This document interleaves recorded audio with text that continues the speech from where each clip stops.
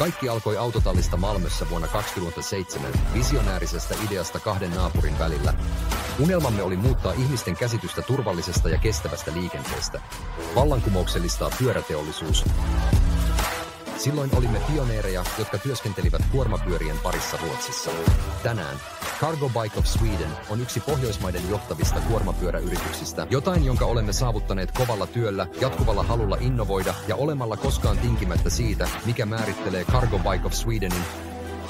Turvallisuus, innovaatio ja ruotsalainen laatu suunniteltu kestämään vaikeita sääolosuhteita. Olemme auttaneet yksinkertaistamaan tuhansien ihmisten ja yritysten päivittäistä elämää tarjoamalla kestävän vaihtoehdon liikenteelle.